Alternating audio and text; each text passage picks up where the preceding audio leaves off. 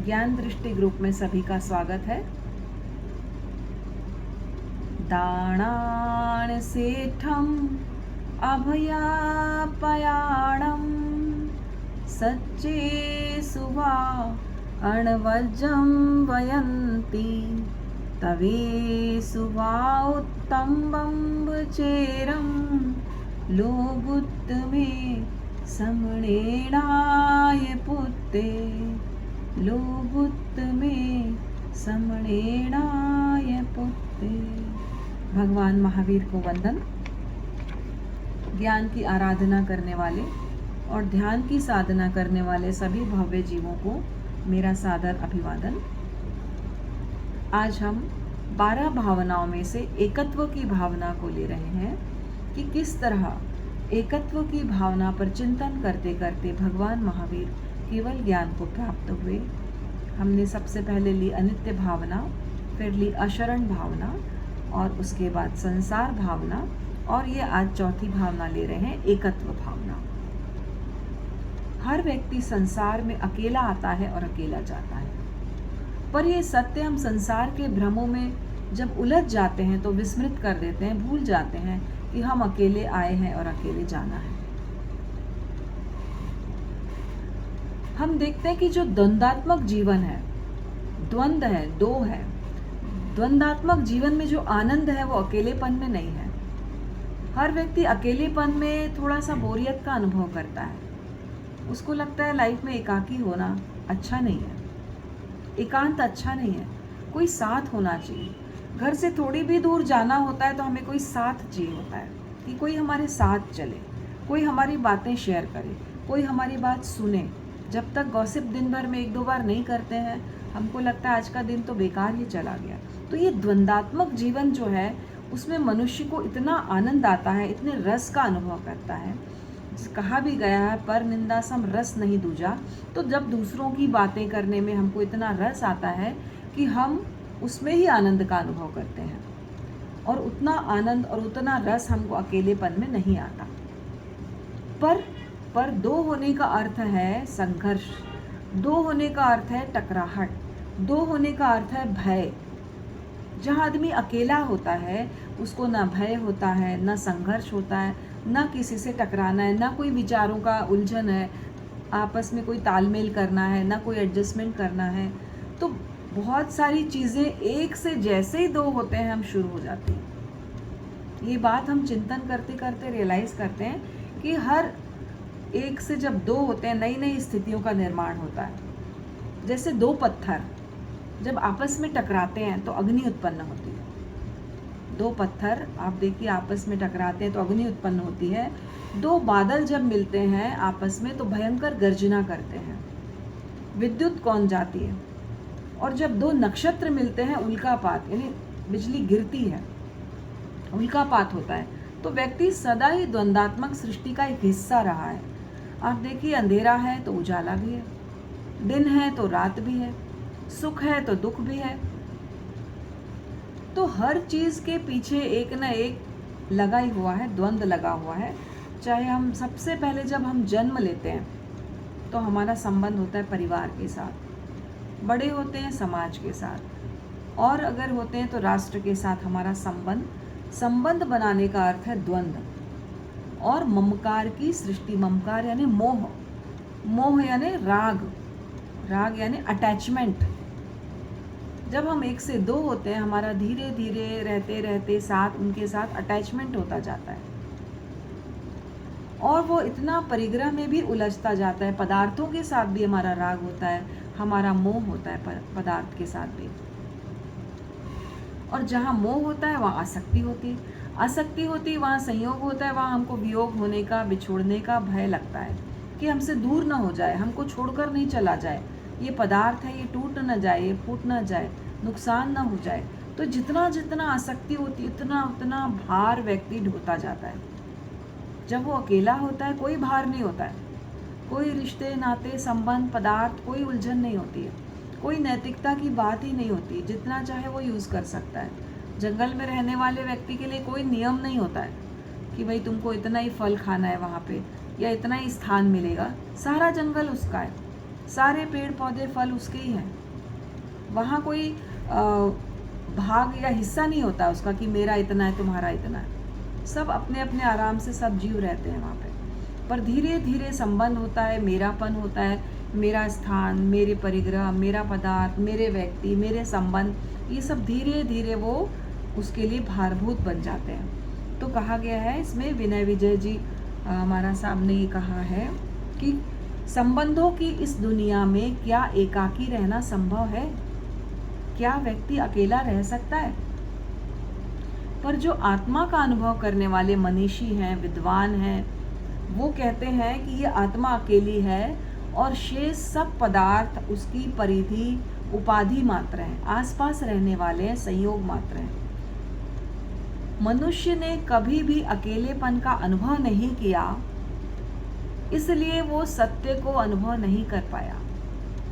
अगर सच को जानना है, सत्य को जानना है, तो अपनी आत्मा का अनुभव, अपने एकाकीपन का अनुभव, अपने अकेलेपन का अनुभव हमको करना है। और अभी भी एक प्रश्न चिन्ह बना हुआ है कि कोई व्यक्ति क्या अकेला रह सकता है? जो आत्मा को जानने वाले वो कहते हैं अकेला रह सकता है, आत्मा के साथ रह सकता है वो। पर जो लोग संसार में रमे हुए हैं, संसार के भ्रमण में डूबे हुए हैं, वो कहते हैं अकेला रहा ही नहीं जा सकता, कोई व्यक्ति अकेला रह ही नहीं सकता। पर जो आत्मा का अनुभव करते हैं वो कहते हैं नहीं। आचार्य महाप्रज्ञ जी कहते थे भीड़ में भी मनुष्य अकेला रह सकता है, भीड़ में भी सबके बीच रहते हुए भी वे आत्मरमण कर सकता है। केवल शरीर, समाज, राष्ट्र की परिधि में वो नहीं होता। जिसको अपने अस्तित्व का बोध हो जाता है, जिसको अपने अस्तित्व का बोध हो जाता है, वो व्यक्ति भीड़ में भी अकेला रह सकता है और अकेलेपन में भी अकेला रह सकता है, एकाकी रह सकता है। और जिसने इस कला को सीख लिया, जिसने इस कला को सीख लिया, वो अपने आनंद का अनुभव भीड़ में भी कर सकता है, अकेलेपन में भी कर सकता है। बहुत सुंदर कहा गया है, भगवान महावीर ने एकाकी बनने के लिए एक बहुत सुंदर महत्वपूर्ण सूत्र दिया है। एसो अहमंसी न में अथि कोई न चाहमवि कस्सई एवं से एगा गिणमेव अप्पाणम समभिज्जन जा। अर्थात मैं अकेला हूँ, मेरा कोई नहीं है, मैं किसी का नहीं हूँ। इस प्रकार प्राणी अपने आप में अकेलेपन का अनुभव करे। एगो में सासो अप्पा नाण दर्शन संजो, सेसा में बहिरा भावा सव्वे संजोग लक्षणा। प्राकृत में कहा गया है कि एक मेरी आत्मा जो है शाश्वत है, बाहर की सारी चीजें हैं सब बहिरा भावा, बाहर के भाव हैं। शेषा में जितने भी शेष हैं वो सब बाहर के भाव हैं। एगो में सासो अप्पा नाण दर्शन संजो, शेषा में ज्ञान, दर्शन और चारित्र, नाण दंसन संजुणो, ये बस मेरे हैं, ये आत्मा का स्वभाव है, बाकी सब बाहर है। और एकमात्र आत्मा ही शाश्वत है और बाकी सबका संयोग है और वियोग भी निश्चित है, वियोग भी निश्चित है। जिसने इस एकत्व की अनुप्रेक्षा की, उसका अभ्यास किया और अकेलेपन की भूमिका तक पहुंच गया, उसका क्या परिणाम होता है? उसका परिणाम यह है कि सामुदायिक जीवन में भी वो एकाकीपन में रह सकता है। अनुश्रोत यानी सब धारा में जो बह रहे हैं, है ना, अनुश्रोत में बह रहे हैं, एक ही धारा में, जैसे भेड़ चाल होती है, सब एक साथ भेड़े जाती है ना, कोई भी प्रतिश्रोत में नहीं बहना चाहता। नदी जिस धारा में, जिस लहर के साथ हम बह जाते हैं, तो वो अनुश्रोत में भी प्रतिश्रोत का अनुभव कर सकता है, दूसरी दिशा में बह सकता है आत्मा की ओर। और निर्द्वंद्वात्मक चेतना का अवतरण होता है। निर्द्वंद्वात्मक मतलब हम जो द्वंद्व वाले संसार में जी रहे हैं, वहाँ पर निर्द्वंद होके रह सकता है, संघर्ष रहित होके रह सकता है, टकराहट से रहित होके वो रह सकता है, जिसने अपनी आत्मा का अनुभव, अपने एकाकीपन का अनुभव कर लिया है। तो बहुत सुंदर उन्होंने संस्कृत में श्लोक लिखे हैं। उन्होंने कहा ज्ञान दर्शन की जो तरंगे हैं, उसका जो आनंद है वो आत्मा के अस्तित्व को जानने वाला ले सकता है। और शेष पदार्थों का आनंद लेने वाला उसके वियोग से विचलित होकर दुखी हो सकता है, क्योंकि वो सत्य को नहीं जानता। उसका उसके प्रति जो है ममत्व भाव है, आसक्ति का भाव है। तो जो अज्ञानी है, जो अज्ञ हैं, जिन्हें सत्य का ज्ञान नहीं है, वो लोग ही वियोग होने पर दुखी होते हैं। क्योंकि जिनको ज्ञान हो जाता है कि संयोग है तो वियोग तो होगा, पहले से ही वो एक्सेप्ट कर लेते हैं, पहले से ही वो सत्य को जान लेते हैं, तो वह अपने एकत्व का बोध कर लेते हैं। तो बहुत सुंदर श्लोकों में यहाँ पर दिया गया है कि पराई चीज़ों को अपना मानना, पर स्त्री को अपना मानना, ऐसा चिंतन करना जो संसार के अज्ञानी ही कर सकते हैं। जो ज्ञानी हैं, जो सत्य को जानने वाले हैं, वो इन पीड़ा से, इन भय से नहीं गुजरते, क्योंकि उन्हें पता है कि आज मिला है और कल ये जाने वाला है। मनुष्य अकेला ही उत्पन्न होता है, अकेला ही मरता है, अकेला ही कर्मों का संचय करता है और अकेला ही उसका फल भोगता है।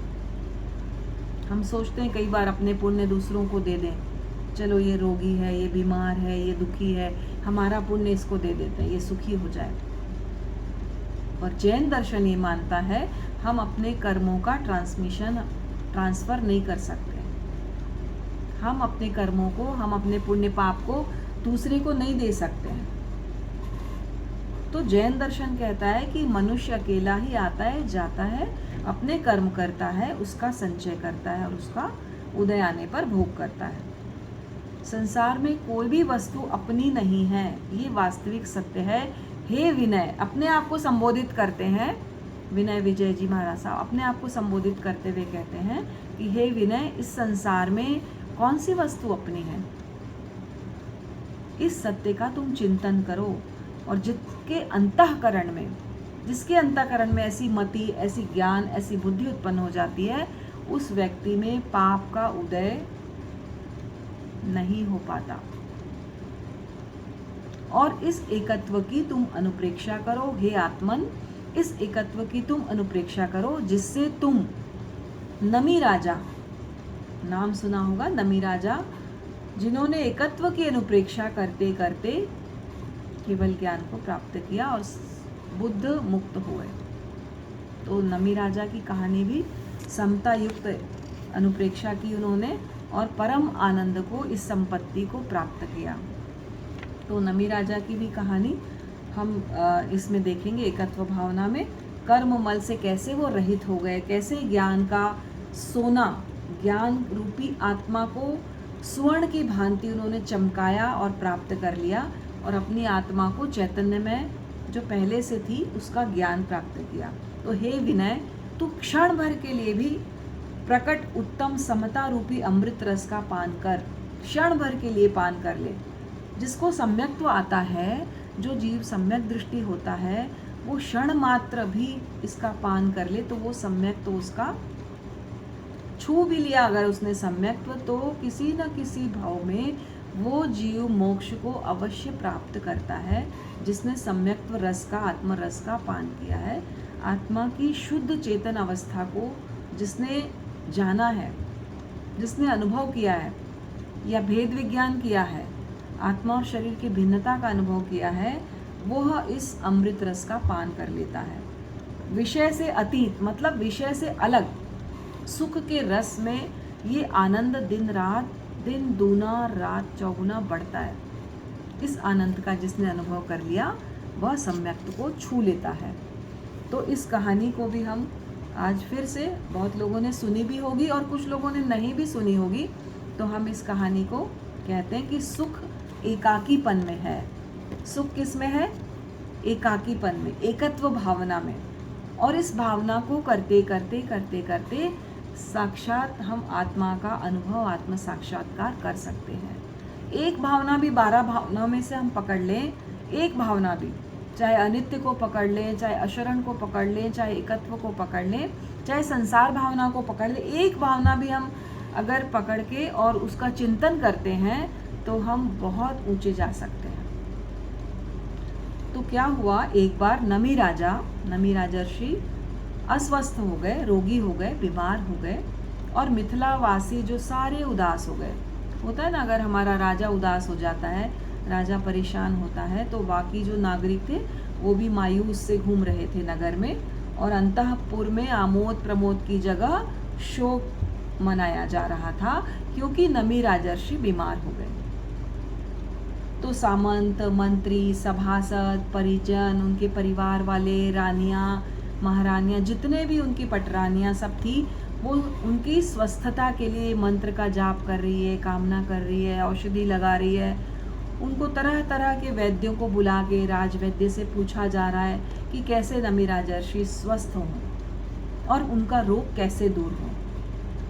बहुत व्याकुलता उनके अंदर थी, बहुत रोग के कारण बहुत विचलित थे, वो बहुत दुख का अनुभव कर रहे थे। तो एक ही चिंता थी सबको कि महाराज स्वस्थ कैसे हो जाएं। तो नमी राजर्षि, बहुत उनके वैद्य आए, डॉक्टर्स आए, आयुर्वेद की चिकित्सा और भी अनेक चिकित्सा उनकी की गई, पर वो स्वस्थ नहीं हुए। उनको दाह ज्वर हो गया था, शरीर में जलन हो रही थी। दाह यानी अग्नि जैसी जलन हो रही थी शरीर में, और महीपति का सुकोमल शरीर एकदम सूख कर कांटा हो गया, कृश हो गया, अग्नि की भांति झुलस गया, और सारा शरीर बेचैनी और संताप से उनका अधीर हो गया, व्यग्र हो गया, और मुख में आभा मंडल जो चमक थी वो विलीन हो गई। पल पल, क्षण क्षण महाराज को एक एक पल जो है ना, महीने और साल के जैसा लग रहा था। जब कोई बीमार होता है तो उसको लगता है बस एक ही बेचैनी, कैसे स्वस्थ हूँ, कैसे स्वस्थ हूँ। सबसे पहला सुख अगर कोई है तो वो है निरोगी काया, दूसरा सुख घर में माया। सातों सुख सुने होंगे नाम। पहला सुख निरोगी काया, दूजा सुख घर में माया, तीसरा सुख पत्नी सुलक्षणा नारी, चौथा बेटा आज्ञाकारी, पड़ोसी आछा, राज में पासा, और व्यसन मुक्त जीवन। ये 7 सुख हर किसी के जीवन में नहीं होते। ये सातों सुख जिसको मिल जाए वो दुनिया का सबसे सुखी इंसान। तो पहला सुख जिसके पास नहीं है वो बाकी सुखों का उपभोग भी नहीं कर पाता है, तो वो रोगी हो गए, बीमार हो गया। अब कुशल अनुभवी वैद्य आए। राजा की बेचैनी और जलन कम करने के लिए उन्होंने कहा कि चंदन का लेप लगाया जाए, पूरे शरीर पे चंदन का लेप लगाया जाए। तो अब चंदन घिसने के लिए अंतःपुर में कहा गया कि राजा की औषधि, तो रानियां खुद आगे होके कहा कि हम चंदन घिसेंगे, और बहुत सारी उनकी रानियां होती थी तो वो सब चंदन घिसने लग गई। अब हाथों में क्या होती है, चूड़ियाँ, बहुत सारी चूड़ियाँ पहनी हुई थी महारानियों ने। जैसे जैसे वो सिलबट्टे में चंदन घिस रहे थे वैसे वैसे खूब आवाज़ें हो रही थी, चूड़ियों की आवाज़। अब देखिए, जो रोगी होता है, बीमार होता है, उसको किसी प्रकार की आवाज़ अच्छी नहीं लगती, शोर अच्छा नहीं लगता, कोलाहल अच्छा नहीं लगता। तो महाराज ने अपने अंगरक्षक को कहा, जाओ पता करो ये कोलाहल, ये शोर कहाँ से आ रहा है, इसे बंद करवाओ। मुझे वैसे ही इतनी बेचैनी और वेदना हो रही है, और ये आवाज़ से बहुत वेदना हो रही है मुझे, आप इसको बंद करवाओ। गरज के उठे और उन्होंने अंगरक्षकों को आदेश दिया, कौन है ये कोलाहल करने वाला? क्या उनको मेरी अस्वस्थता का जरा भी भान नहीं है? बंद करिए कोलाहल, जाओ शीघ्र जाओ और बंद करो इसको। राजा ने आदेश दिया। अब जैसे ही स्वामी का आदेश हुआ, महाराज का आदेश हुआ, वो शीघ्र यथाशीघ्र गए कि कहाँ से आवाज़ आ रही है, और उन्होंने देखा कि जो अंतःपुर था जहाँ महारानियाँ चंदन घिस रही थी वहाँ से वो आवाज़ आ रही थी। तो उन्होंने जाके कहा कि भाई महाराज को इस कोलाहल से वेदना हो रही है, तो ये आवाज़ बंद कर दी जाए। महारानियों ने कहा ठीक है, ये आवाज़ हम बंद कर देते हैं, और उन्होंने अपनी चूड़ियाँ उतार दी। चूड़ियाँ उतार दी तो कोलाहल बंद हो गया, और फिर वापस पुनः चंदन घिसने लग गई वो। अब राजा ने देखा शोर अचानक कैसे समाप्त हो गया, कैसे ख़त्म हो गया। उनको अच्छा लगा, सांत्वना मिली थोड़ा सा, और असहनीय पीड़ा से कुछ राहत मिली, और आश्वस्त हुए, स्वस्थ हुए। और उन्होंने कहा, परिचारकों से जानना चाहा अपने अंगरक्षकों से कि क्या हुआ, ये आवाज़ क्यों आ रही थी और क्यों बंद हो गई? तो उन्होंने कहा कि रानियाँ आपके शरीर पे लेप लगाने के लिए चंदन को घिस रही थी, और इसके कारण उनके हाथों से जो चूड़ियों की आवाज़ हो रही थी, वो आवाज़ के कारण कोलाहल हो रहा था। तो फिर महाराजा ने पूछा, तो क्या वो कोलाहल बंद हो गया, वो घिसना बंद हो गया क्या? मेरे लिए जो औषधि तैयार हो रही थी वो बंद हो गई? तो परिचारकों ने कहा नहीं, बंद तो नहीं हुई, पर महारानी ने एक एक चूड़ियां सुहाग की रख ली और बाकी चूड़ियां उतार दी ताकि आवाज बंद हो जाए। इतनी सी बात को महाराज ने अपने चिंतन में लिया। एक वाक्य, आप देखिए, जिंदगी बदलने के लिए एक वाक्य काफी है, एक घटना काफी है। पहले के लोग इतने हलुकर्मी होते थे, हल्के कर्म वाले होते थे कि छोटी छोटी घटना, चाहे भरत चक्रवर्ती को ले लें, अंगूठी की शोभा अंगूठी हटाने से उन्होंने वैराग्य हो गया। सफेद बाल आ गए, वानप्रस्थ आश्रम को चले जाते थे राजा कि अब मेरी उम्र हो गई है, अब मुझे धर्म ध्यान में लगना है, संन्यास लेना है, और अपने पुत्र को राज्यभार सौंप के चले जाया करते थे। क्योंकि 100 साल की उम्र होती थी, उसमें 25 साल विद्यार्जन, 25 साल गृहस्थ आश्रम, 25 साल वानप्रस्थ और संन्यास। तो 50 के बाद वो व्यक्ति वानप्रस्थ और संन्यास को चला जाता था कि जीवन का उद्देश्य है, सार्थक करना है मुझे। पर आजकल हम लोग लगे हुए हैं संसार में, अंतिम समय तक भी चिंता रहती है कि हमारा घर, हमारी रसोई, हमारे बच्चे, हमारे परिवार, अंतिम समय भी हम अपने मोह को छोड़ नहीं पाते हैं, उससे अलग नहीं हो पाते हैं। परंतु पहले के जो जीव होते थे, पहले का जो समय था, हो सकता है द्वापर युग, त्रेता युग की जगह पहला आरा, दूसरा आरा, तीसरा आरा तक ऐसा होता था, चौथे आरे तक भी होता था, लेकिन 5वें और 6वें आरे में दुष्मा और दुषम सुषमा, क्योंकि यहाँ पर उतना हमको हल्के कर्म वाले हम नहीं है, इसलिए हम ज्ञान नहीं हो पाता।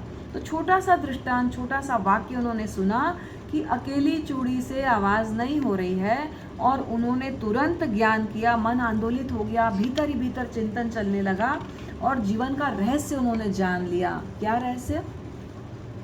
उन्होंने सत्य का साक्षात्कार कर लिया। उन्होंने कहा कि जब एक व्यक्ति होता है, अकेला होता है, तो संघर्ष नहीं होता, आवाज नहीं होती, टकराहट नहीं होती, दुख नहीं होता।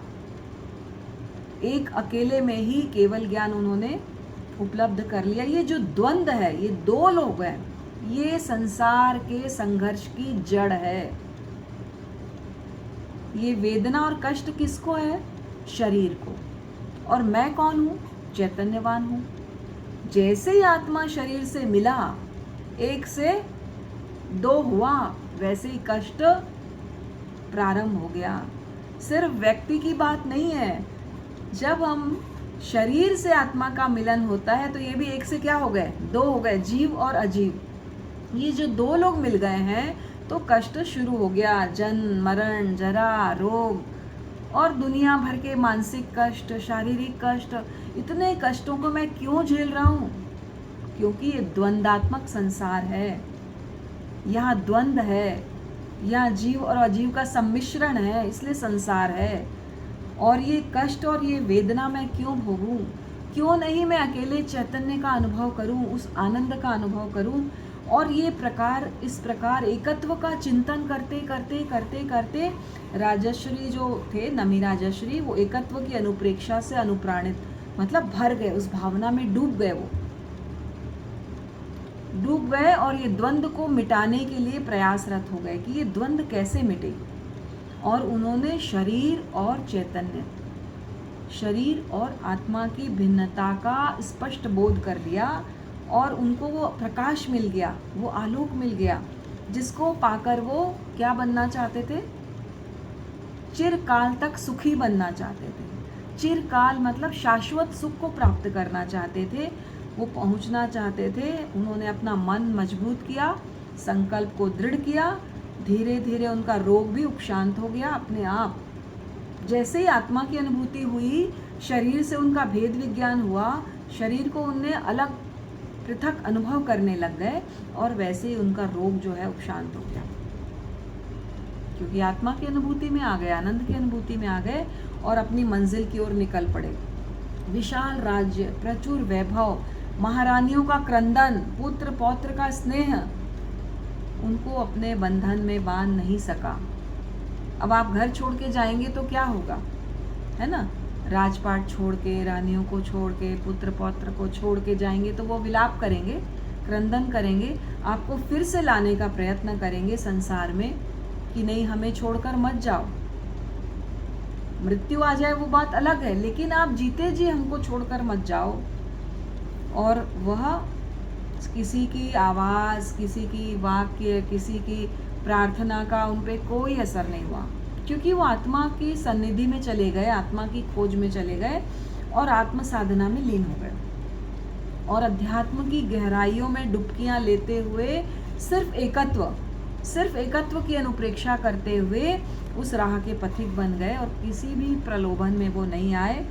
कोई उनको संबोधित करके कहता, उनको विचलित करने के लिए कहता, हे मुनि देखो तुम्हारी आंखों के सामने तुम्हारी मिथिला नगरी जल रही है, तुम्हारी रानियां विलाप कर रही है, तुम्हारे बच्चों का ऐसा हो गया है, तुम्हारे पुत्र विलाप कर रहे हैं, तुम जाओ वापस पुनः राज्य करो और उनकी सुरक्षा करो, उनका ध्यान रखो। तो ये वो आंख उठाकर देखते भी नहीं, वो इतना ध्यान साधना में लीन हो गए, उन्होंने आंख उठा के भी नहीं देखा।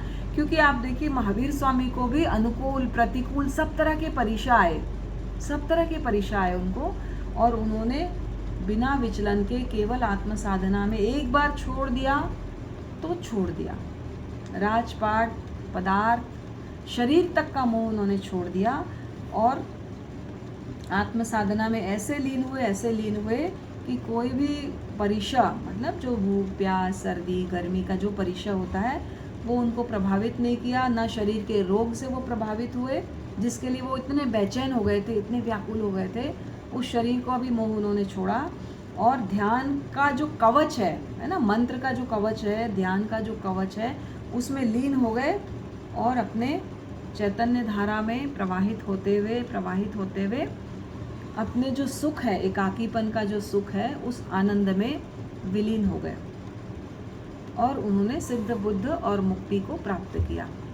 तो इस प्रकार नमी राजश्री एकत्व की साधना करते करते किस तरह उस मोक्ष को प्राप्त कर लेते हैं, वैसे ही मैं भी यह भावना करती हूँ मंगल कि हम सब भी एक दिन हम सब भी एकत्व की अनुप्रेक्षा, इस संसार में रहते रहते भी विरक्त भाव का अनुभव, एकत्व का अनुभव किया जा सकता है।